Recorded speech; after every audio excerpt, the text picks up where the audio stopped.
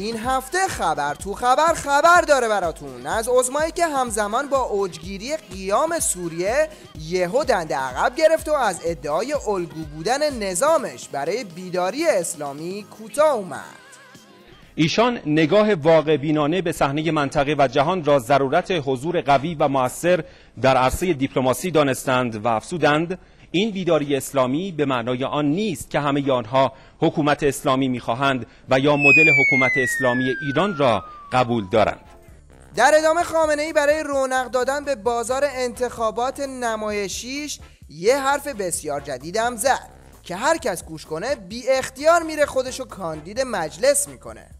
جمهوری اسلامی حرف نوعی داره، ارزش‌های معنوی و ارزش‌های الهی همراه با اراده مردم، نه تحمیل بر مردم. این حرف جدید جمهوری اسلامی است که از خود کلمه جمهوری اسلامی هم این برمیاد. ما هم جمهوری هستیم هم اسلامی هستیم. هم ولی فقیه داریم، ولی فقیهی که خودش هم اراده مردمه، هم جمهوری و هم اسلامی. بنابراین معلوم شد که حرفش خیلی هم جدید نبود. اما جدیدتر از این حرفای این سیب زمینی پشندیه که با کشف جدیدش تمام دموکراسی‌های دنیا رو به چالش میکشه. یک ویژگی انکارناپذیر نظام جمهوری اسلامی را قائل هستیم براش و اون تعهد به آزادی، اوج آزادی و رقابت همه جانب را در انتخابات قبل دیدیم. خیلی پیام ها داره این شکل انتخابات ما که با آزادی کامل برگزار میشه. خب قرار نیست که این آزادی از مردم گرفته بشه و قرار نیست که این اصل احیانا خدشه بشه بشه. طبیعتا ما هزینه ها داره. یعنی وقتی که قرار شد که ما آزادی را به این شکل که در دنیا بی‌نظیر هست بهش پایبند باشیم و فضا را به این شکل برای رقابت‌های همه جانبه فراهم کنیم، طبیعتاً آسیب‌هایی داره. بله، پس نتیجه میگیریم که اگه در نمایش انتخابات مجلس هم آسیبی به نظام وارد شد به خاطر استفاده مفرط از این آزادی بی‌نظیر بوده، مثل این وزنه بردار که از زورش استفاده مفرط میکنه.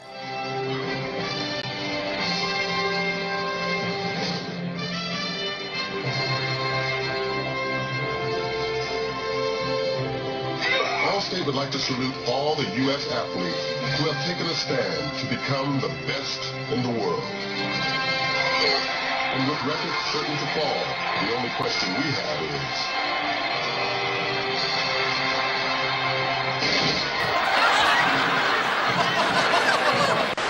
از طرف دیگه با جدی‌تر شدن بحث تحریم نفتی، سیدعلی چند تا قایق موتوری رو راهی تنگه هرمز کرد تا عملیات بستن تنگه هرمز و سد کردن راه نیروهای دشمن فرضی رو مانور کنند. همچنین امروز عملیات مقابله با اقدامات یگانهای دشمن فرضی که در صدد ایجاد اختلال بر روی سامانه‌های راداری ارتباطی و پدافندی نیروهای خودی بودند در عملیات جنگ الکترونیک با موفقیت اجرا شد. همچنین ارتش سایبری نظام با طراحی یک بازی کامپیوتری توان بسیجیان برای مقابله با دشمن فرضی را تقویت کرد. توجه شما را به صحنه‌هایی از این رزمایش جلب می‌کنیم.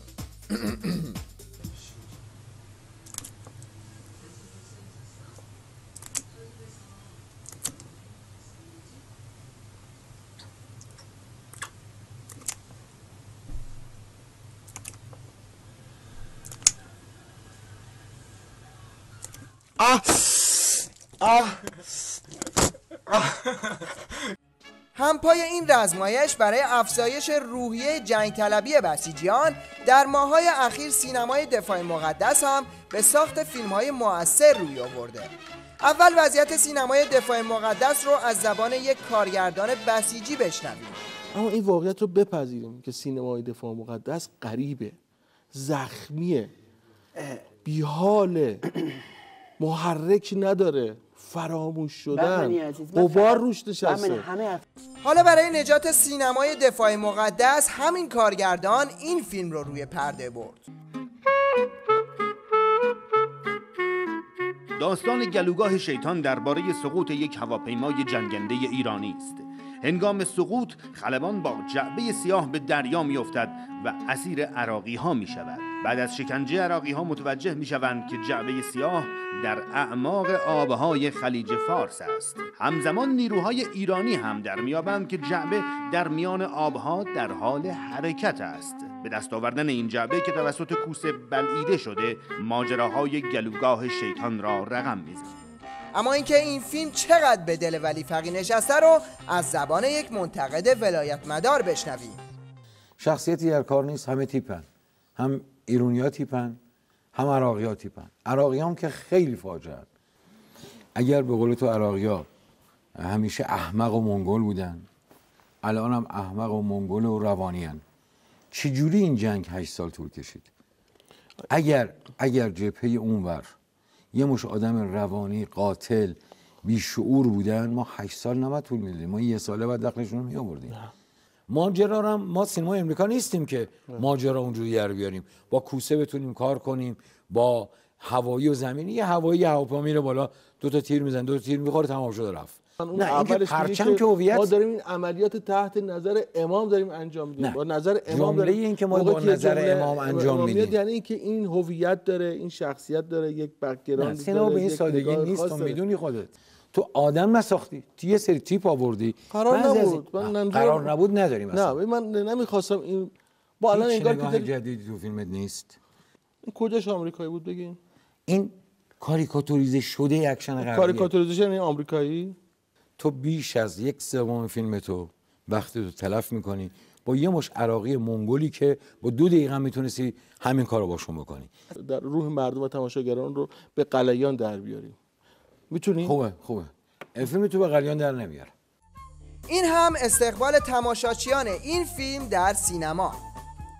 حتما قوی بود، ولی این مقدار بعضی از موضوع خیلی بیشتر جای کار داشت.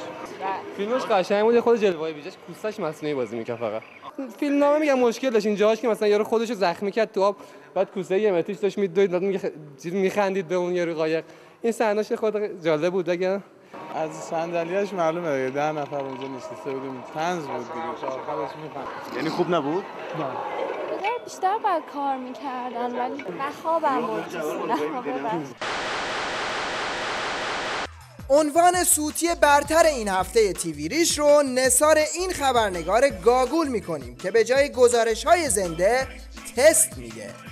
ادامه خبرها بررسی. دوستان اشاره میکنن که میتونیم با علی دارابی در ستاد انتخابات کشور گفتگو بکنیم و حال و هوای ثبت نام در روز دوم. آقای علی دارابی سلام و ظهر شما بخیر.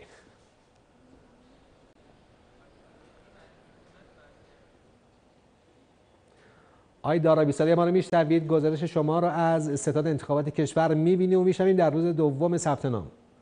میخوای تست بدم؟ تست نده، صحبت گزارش رو شروع کن. حضور بینندگان عزیز شبکه خبر عرض سلام و احترام دارم. در وزارت کشور مستقر هستیم، جایی که ثبت نام کنندگان از صبح امروز و در دومین روز از ثبت نام داوطلبان حضور پیدا کردن. تصویر من خوبه؟ پشت سرم خوبه؟ هنوز در جریان نیست که روی آنتن شبکه خبر و گزارش زنده او رو بخشش رو دیدیم، ولی خوب در حال آزمایش صدا و تصویرش بود. توجه پیام‌های بازرگانی برای متقاضیان سفر به بهشت. آیت الله جک اسپارو که توی این مسیر کلی جنس قاچاق کرده به شما بشارت میدهد. البته این بشارت رو به بینندگان بدم که در بهشت هم پیر مردا همه مثل یوسف حدیث داریم. اینایی که پیرن، خلاصه هیئت زشتی دارن، اینا رو همه میبرن در چشمه زیبا مثل یوسف صدیق زیبا میشن. چه خانوما چه آقایون اونجا دیگه آرایش نمیخوان، خیلی زیبا و قشنگ میرن در بهشت. جنتی وقتی این رو شنید خوشحال شد که اگه پاش به بهشت برسه احتمالاً این تیپی میشه. ولی از اونجایی که بلیت جنتی برای جهنم رزرو شده با هیئتی خفن‌تر از این که داره میره، ولی ما از نشون دادنش معذوریم. مشنگ بعدی این یارو شیخ مهدیه که بعد از استکبار و شرق و غرب و ضد انقلاب یه دشمن جدید برای نظام پیدا کرده که ظاهراً برای خودش خطرناکتر از بقیه است. با اجازهتون تو این مملکت نزدیک 2-3 میلیون نفر فقط ما افغانی داریم، میدونی؟ تمام این افغانی ها رفتن آقا ورزش نمیدونم نظامی یاد گرفتن، تکواندو، جودوکار، کنگفوکار. یه افغانی میتونه 20 تا جوون ایرانی رو بخوابونه. کلاس برای همدیگه میگذارن، آماده دارن میشن افغانی‌ها. حالا صبر کنید خواهید فهمید. یه وقتم شب خوابیدید می‌بینید افغانستان شده، ملا عمریه اومدن. اولم سراغ من میاد، اما از همه دشمنای نظام که بگذریم، یه دشمن است که دیده نمیشه ولی شنیده میشه. نسبت به این دشمن باید همیشه هوشیار بود. میاد میگه حاج آقا اشکالی داره من یه موسیقی آرامی گوش بدم و همیشه با این آرامش پیدا بکنم، با فرض اینکه حلالم هستش، با فرض اینکه موسیقی حلالم باشه. میگم عزیز من، ذائقت رو عادت نده به اینکه آرامش رو از موسیقی بگیری. حالا گاهی موقع ها گوش دادنش موسیقی حلال عیبی نداره ها، ولی عادت نده ذائقت رو که آرامش رو با موسیقی بگیری. خب حالا اگه سوالتون شده که ذائقه رو باید با چی عادت داد، این بچه روزخون رو بهتون معرفی میکنیم که تخصص ویژه‌ای در آبغوره گرفتن داره. خصمی که کبود کرد بازوی تو را، افروغ به سینی ستم روی تو را.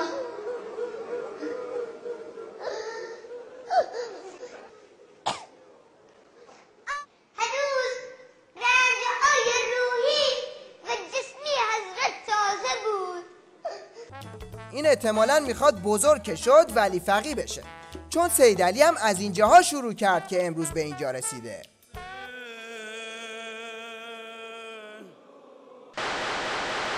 در انتها هم توجه شما رو به نبرد یک کودک با یه بالشت زنده جلب میکنیم.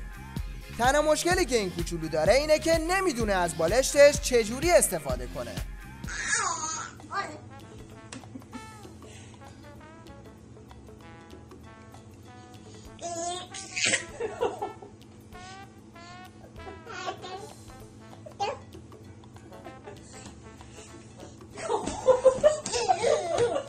Love you, Gigi.